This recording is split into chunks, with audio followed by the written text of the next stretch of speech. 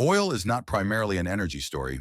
The standard explanation suggests wars are fought over oil because modern economies need energy, but this explanation is incomplete. Oil matters in warfare not because it powers economies, but because it enables control.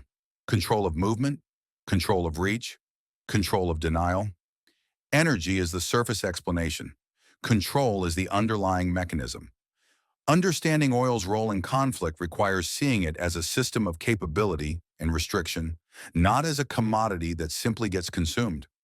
This distinction changes everything. Oil enables mobility.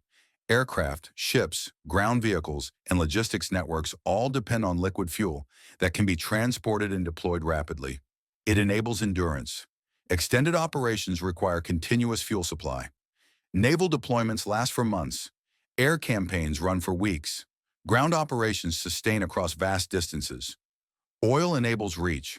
Power projection beyond borders depends on the ability to move forces and sustain them far from home territory. It enables logistics. Supply chains that feed deployed forces run on fuel. Without fuel, the chain breaks. Without the chain, forces cannot operate. Oil does not just power individual vehicles. It powers the entire structure of sustained, mobile military capability. When fuel access is disrupted, power does not disappear overnight. It quietly shrinks. Remove oil, and modern warfare does not slow down. It stops.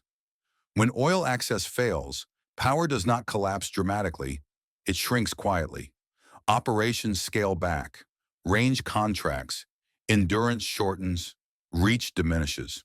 The military still exists, but its ability to project force erodes steadily and irreversibly. Oil has a critical property that distinguishes it from other energy sources. It is portable. Electricity requires fixed infrastructure, power plants, transmission lines, and grid connections. You cannot take a power plant with you into remote territory or across oceans. Oil can be stored, transported, and deployed wherever it is needed. Tankers cross oceans. Pipelines span continents. Fuel depots can be established in forward positions. A country can produce enormous amounts of electricity domestically, but if it cannot move that energy to where military operations occur, that production is irrelevant to power projection. Oil solves the mobility problem. It allows forces to operate far from their home infrastructure.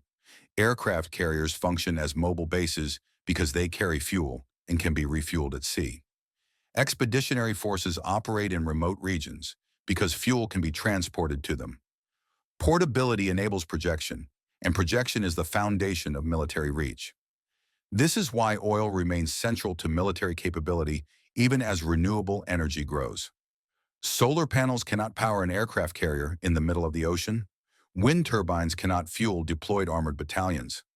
The strategic question is not how much energy a country can produce, but whether it can deliver that energy where and when military operations demand it. Oil answers that question. Most alternatives do not. Oil markets are often described as global and market-driven, but this is misleading. Oil flows depend on protected systems. Shipping lanes are secured by naval presence. Insurance markets are backed by political guarantees. Payment systems operate under regulatory frameworks. These are not natural market conditions. They are managed conditions. The Strait of Hormuz, the Suez Canal, and the Strait of Malacca are not neutral spaces. They are controlled spaces. Insurance companies provide coverage by assessing political risk, not just commercial risk. When security guarantees vanish, insurance rates spike or coverage disappears entirely. Without insurance, shipping stops. Financial systems that process oil transactions operate under jurisdiction. Sanctions, payment restrictions, and access to banking networks are politically determined. Oil production is only one variable. Access to oil is a separate variable, determined by who controls transportation, insurance, and financial infrastructure. A country may produce oil but lack the naval capacity to protect its exports. Another country may produce no oil at all but control the choke points through which oil flows. Access is not determined by who has reserves. It is determined by who controls the systems that move oil from extraction to consumption. This creates strategic dependencies that extend far beyond production capacity. Countries that appear energy self-sufficient still rely on secure shipping lanes they do not control. Countries with large reserves still depend on refineries, ports, and pipelines that can be targeted or restricted. The oil market is not autonomous. It functions within a security architecture that is maintained, protected, and when necessary, weaponized. Wars are not fought over oil fields alone. They are fought over access systems. Controlling reserves matters less than controlling how those reserves move, get refined, and reach end users. Restriction is more powerful than possession because it determines who moves and who waits. Energy independence is a common policy goal, but the concept is structurally misleading.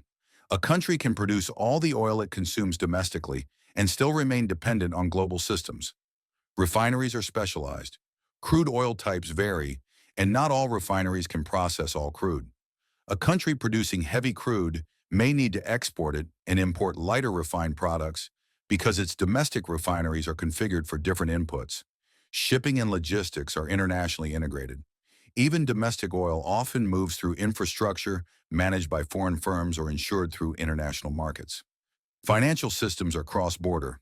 Oil transactions clear through banking networks operating under multiple jurisdictions. Cutting off access to those networks restricts the ability to buy or sell oil, regardless of production capacity. Energy independence implies autonomy, but autonomy requires more than production. It requires control over refining, transportation, insurance, finance, and end-use distribution. Few countries possess this complete vertical integration. Most remain embedded in global networks. These networks provide efficiency and flexibility, but they also create vulnerability. When those networks fragment or become weaponized, production alone does not guarantee access. A country producing oil can still face shortages if its refineries are damaged, its shipping is blocked, its insurance is withdrawn, or its financial access is severed. The system is interdependent by design.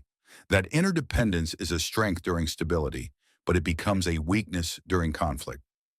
Oil becomes a strategic tool not when it is consumed, but when it is restricted. Restriction takes multiple forms. Direct denial, blocking exports, closing pipelines, or seizing tankers, is the most visible method, but also the hardest to sustain and most likely to trigger escalation. Insurance withdrawal is less visible but highly effective.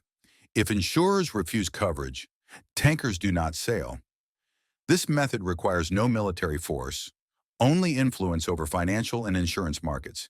Infrastructure degradation is another form. Refineries, ports, pipelines, and storage facilities require constant maintenance. Restricting access to parts, technology, or expertise causes gradual capability loss without direct confrontation. Financial isolation further constrains access. Cutting off banking systems makes payment difficult even when oil is physically available. Transactions freeze. These methods rarely eliminate oil access entirely. Instead, they raise costs, create delays, reduce reliability, and constrain options. Over time, these frictions compound. A military dependent on imported oil experiences gradual operational erosion. Fuel reserves deplete, resupply becomes irregular. Costs increase. Alternative sources prove less reliable or lower quality. Capability degrades incrementally. Operational tempo slows, range decreases, maintenance intervals stretch. Readiness declines. A force operating at 70% fuel availability is not 70% as effective. Its options narrow. Its flexibility disappears. Its ability to respond to unexpected developments weakens. Oil leverage works through accumulation. Small disruptions create compounding constraints, and adaptation itself imposes costs. Efficiency drops. Alternatives underperform. Strategic positions deteriorate even when survival continues. Alternative energy sources are expanding, but they do not eliminate oil's strategic role. The reason is infrastructure lock-in. Modern militaries are built around oil-dependent systems, aircraft designed for jet fuel, ships powered by diesel or heavy fuel oil, ground vehicles running on gasoline or diesel, and logistics chains optimized for liquid fuel transport. Changing this infrastructure takes decades, not years. You cannot retrofit an aircraft carrier to run on batteries. You cannot convert a fighter jet to solar power. You cannot deploy wind turbines to forward operating bases. New systems can be designed differently, but existing systems represent massive capital investments, institutional knowledge, supply chain integration, and operational doctrine. Replacing them requires replacing the entire structure of military capability. Development cycles for major military platforms span 10 to 20 years. Once deployed, those platforms remain in service for 30 to 50 years. Entire generations of equipment are locked into fuel dependencies. Logistics infrastructure, fuel depots, pipelines, refueling systems, represents billions in sunk costs and decades of refinement. Building parallel infrastructure for alternative energy is neither economically nor operationally feasible in the near term. This creates path dependency. Even when decision makers recognize vulnerabilities, changing course requires overcoming institutional inertia, budgetary constraints, technological limitations, and strategic risk.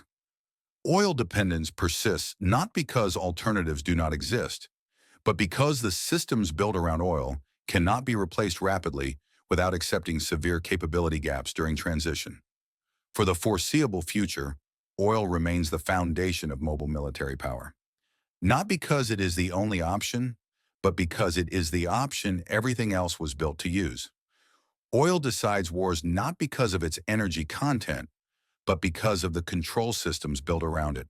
Mobility, reach, endurance, and logistics all depend on oil's portability and the infrastructure that moves it.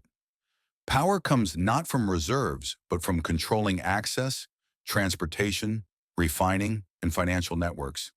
Restriction matters more than possession. Dependency matters more than production. In the next video, the focus shifts to financial warfare, how currencies become weapons, how payment systems become battlegrounds, and why cutting off money does not eliminate capability in the way policymakers often expect.